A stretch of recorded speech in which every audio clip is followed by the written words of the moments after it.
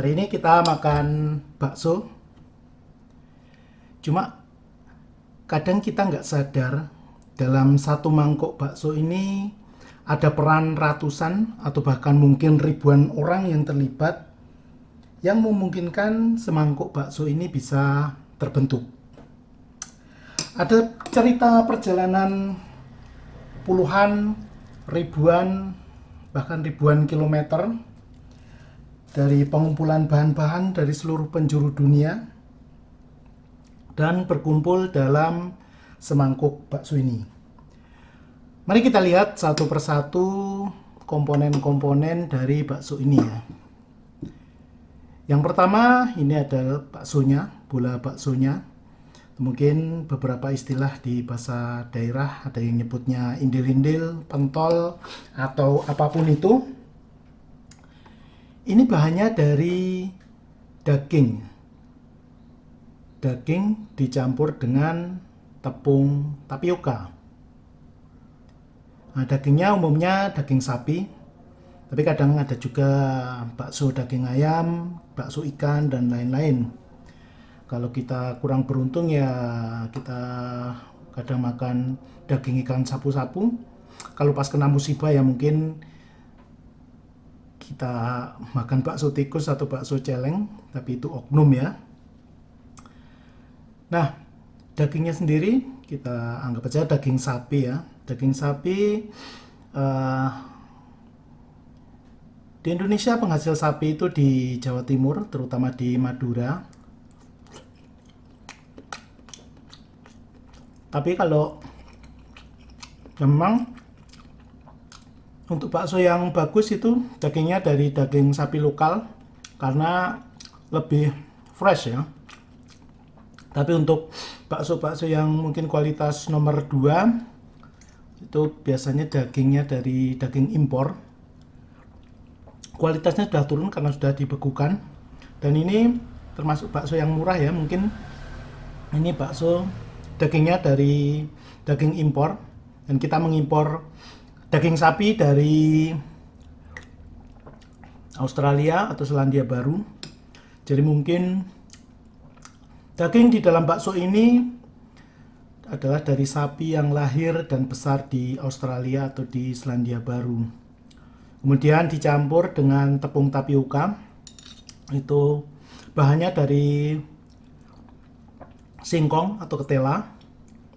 Di Indonesia yang banyak itu dari Provinsi Lampung ya, penghasil terbesar untuk singkong. Jadi dalam satu bakso ini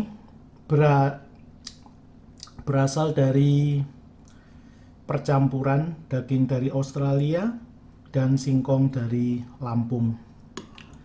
Kemudian ini ada mie-nya ya, mie kuning. Kita makan dulu. Mie ini bahannya dari tepung terigu. Bahan baku tepung terigu adalah dari gandum.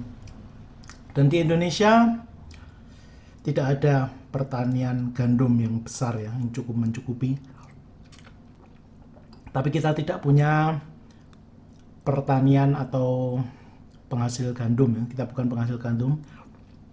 Dan ini lagi-lagi diimpor. Bahan baku gandumnya untuk tepung terigu diimpor dari Australia, Selandia Baru, dulu mungkin ada juga dari Ukraina. Nah, bakso ini memungkinkan terbentuk kalau ada suplai gandum dari Australia.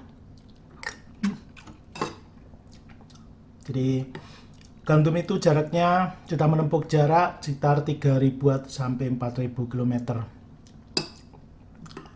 Kemudian berikutnya ini ada bihun ya. Bihun atau mie putih, seperti mie putih. Bihun ini, nama bihun konon berasal dari bahasa Cina atau bahasa Mandarin. Bi itu artinya beras dan hun itu artinya tepung. Ini karena bahan baku bihun itu dari tepung beras.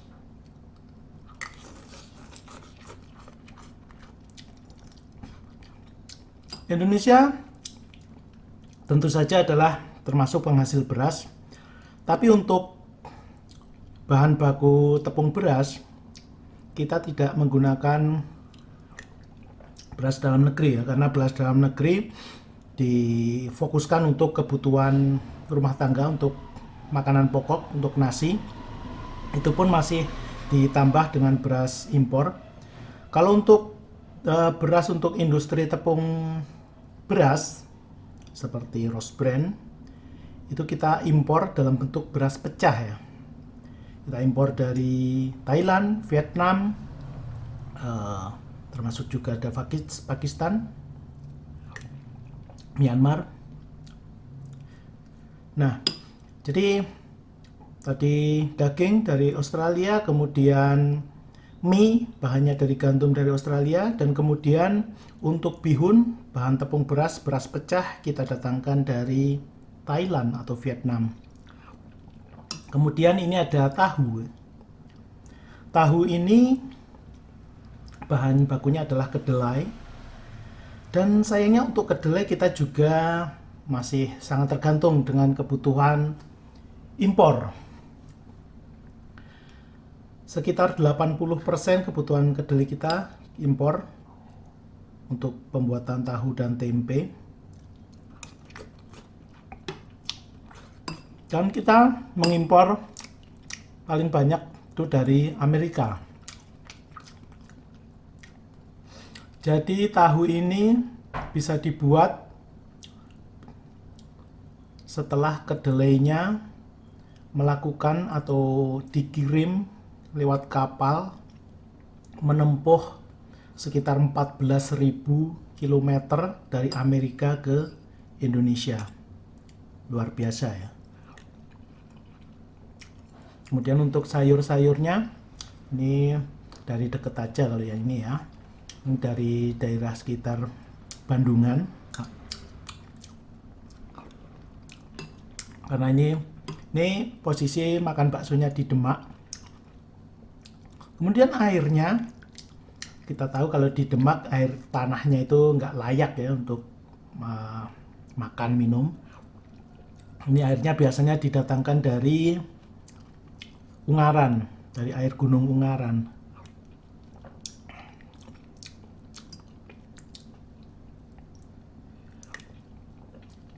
Kemudian yang tak kalah penting adalah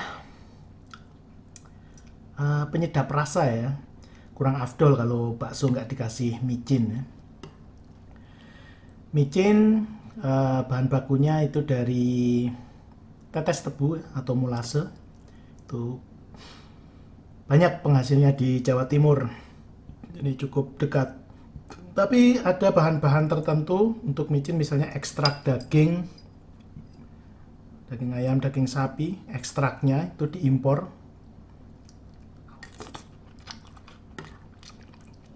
Ada yang dari Australia, ada juga yang dari Brasil ya kalau nggak salah.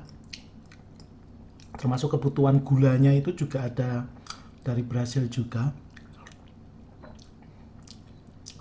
Jadi dalam satu mangkok bakso ini tadi ada bahan dari Australia, Amerika, kemudian Thailand atau Vietnam, kemudian Lampung. Jadi luar biasa dalam satu mangkok bakso ini. Jadi bisa kita bayangkan berapa ribu orang yang terlibat dari proses awal hingga akhir agar bakso ini bisa kita nikmati.